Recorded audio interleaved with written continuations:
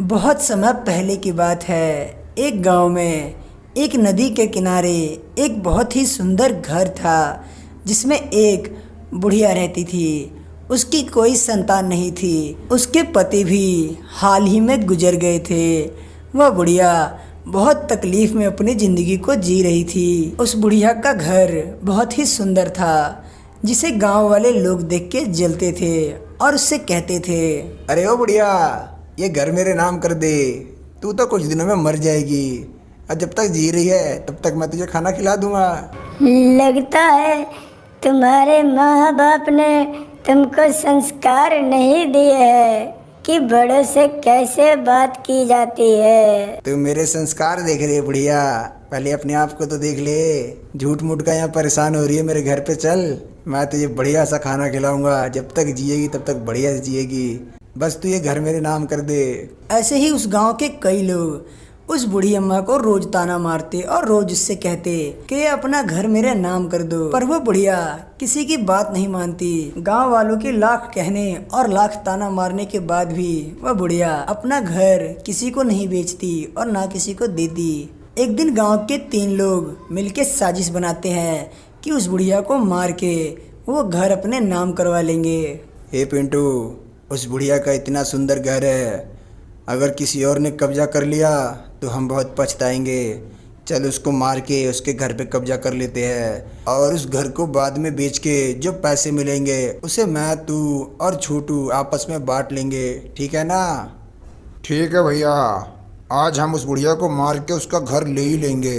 साली बुढ़िया इतना रिक्वेस्ट करते हैं पर हमारी बात नहीं सुनती। हाँ हाँ पिंटू भाई, आज मार के उसका घर ले ही लेते हैं। कई दिनों से मैं भी उससे कह रहा हूँ कि अपना घरवा मुझे दे दे, तो सुन ही नहीं रही है। वो तीनों उस बुढ़िया के घर जाके उस बुढ़िया को चक्कू मार देते हैं और वो बुढ़िया वहीं मर जाती है।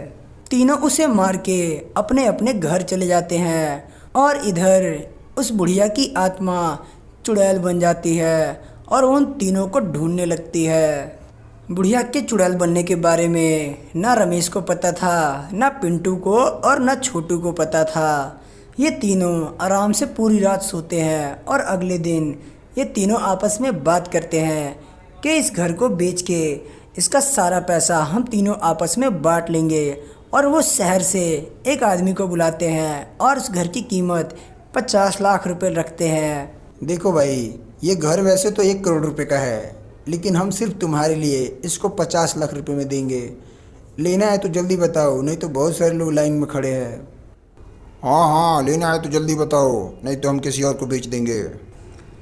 वो आदमी 50 लाख रुपए देके उनसे घर खरीद लेता है और वो फिर शहर चला जाता है।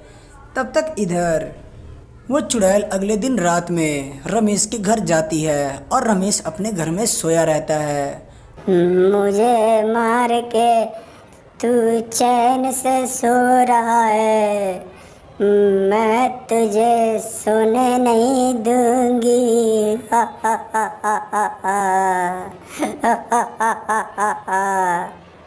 चुड़ैल की आवाज़ सुन के रमेश की नींद खुल जाती है और रमेश उसे देख के घबरा जाता है और रमेश उस चुड़ैल को देख के कहता है, बूढ़ी अम्मा, तुम मुझे मारने आई हो, प्लीज़ मुझे मत मारो।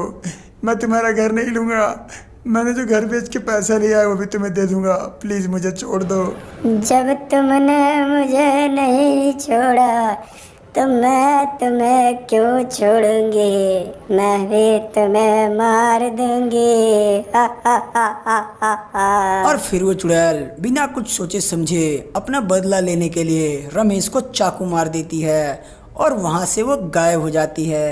अगले दिन रमेश के मरने की खबर पूरे गांव में फैल जाती है और यह खबर छोटू को और पिंटू को दोनों को भी पता चलती है।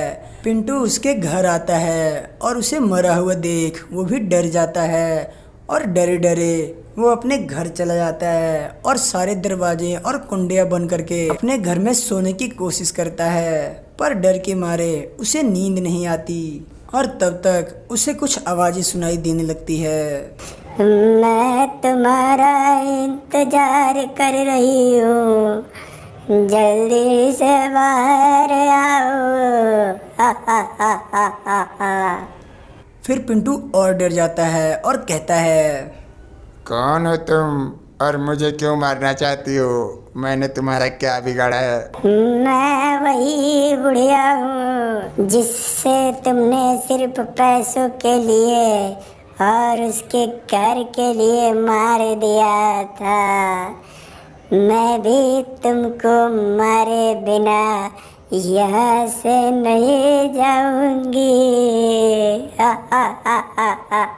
और फिर वो बुढ़िया पिंटू के घर में घुस के और उसे मार के वहाँ से चली जाती है।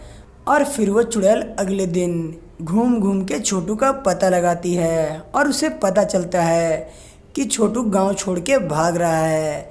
वो उसके पास जाती है और उससे कहती है, तुमने ऐसा कैसे सोच लिया कि तुमको मैं ऐसे ही जाने दूंगी? तुम यहाँ से जिंदा बच के कहीं नहीं जा सकते। हम आपको मारना नहीं चाहते थे बूढ़ी अम्मा। उतर हमेशा हमको बहला फुसला के ले गया और कहा कि तुम सिर्फ खड़े रहना, हम आपको नहीं मारे हैं, आपको तो हमेशा मारा है। हमें छोड़ दीजिए बूढ़ी अम्मा, हमको जाने दीजिए। हम भगवान कसम कह रहे हैं, हम आपको नहीं मारे, हम दूर खड़े थे। हम सही में आपको नहीं मारना चाहते थे। झूठ बोल रहा है तू भी तो उन्हीं में शामिल था ना।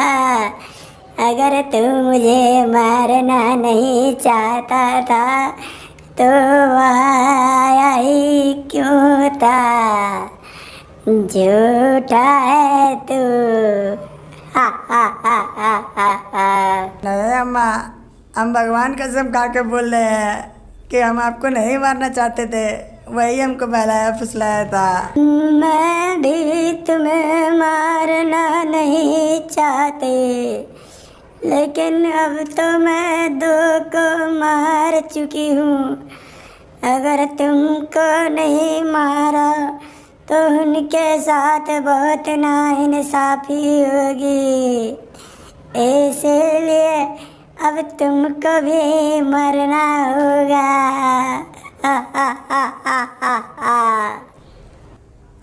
और फिर वो छोटू को भी मार देती है। उस बूढ़ी अम्मा का बदला पूरा होने के बाद उसकी आत्मा को शांति मिलती है और वो हमेशा के लिए ये दुनिया छोड़ के किसी और दुनिया में चली जाती है। ऐसी ही कहानी को सुनने के लिए हमारे चैनल को सब्सक्राइब करें और बेल आइकन दबाना बिल्कुल ना भूलें ताकि नई वीडियो आपके पास जल्द से जल्द पहुँचे।